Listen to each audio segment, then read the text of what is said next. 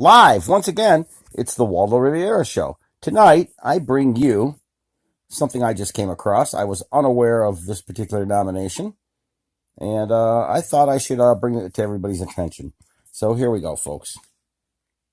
Dr. Levine, do you believe that minors are capable of making such a life-changing decision as changing one's sex? Well, Senator, thank you for your interest in this question. Transgender medicine is a very complex and nuanced field with robust research and standards of care that have been developed.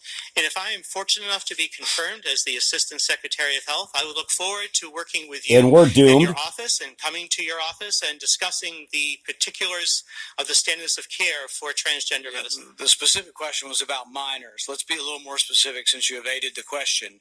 Do you support the government intervening to override the parent's consent to give a child puberty blockers, cross-sex hormones, and or amputation surgery of breasts and genitalia?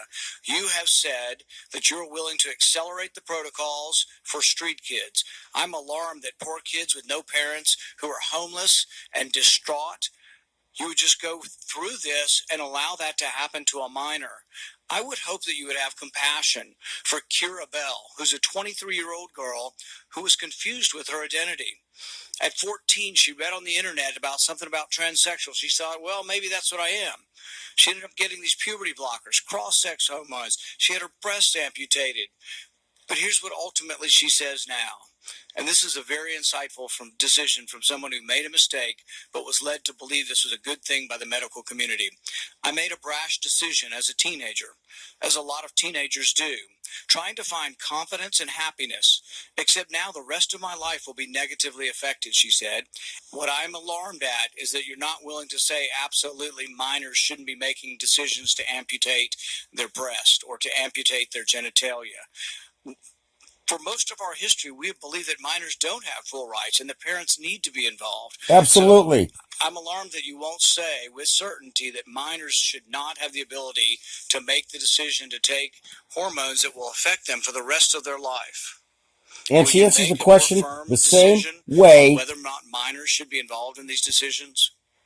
Senator, transgender medicine is a very complex and nuanced A script she's reading. And if confirmed She to memorized the position of Assistant Secretary of Health, I would certainly be pleased to come to your office and talk with you and your staff about the standards of care and the complexity of this field.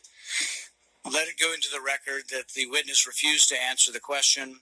The question is a very specific one. Should minors be making these momentous decisions? For most of the history of medicine, we wouldn't let you have a cut sewn up in the ER, but you're willing to let a minor take things that prevent their puberty, and you think they get that back?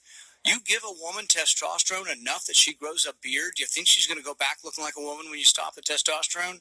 You have permanently changed them. Infertility is another problem. None of these drugs have been approved for this. They're all being used off-label. I find it ironic that the left that went nuts over hydroxychloroquine being used possibly for COVID are not alarmed that these hormones are being used off-label. There's no long-term studies. We don't know what happens to them. We do know that there are dozens and dozens of people who've been through this who regret that this happened and a permanent change happened to them.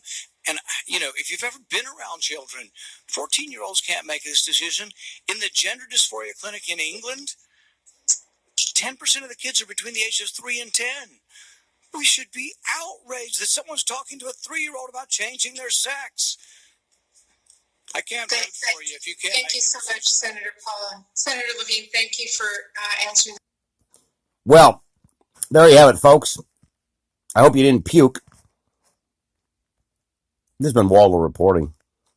That's a sad, sad day. All lives matter, and no child should be allowed to make those kinds of decisions. When they're 18, that's a different story. Thank you, and have a good evening.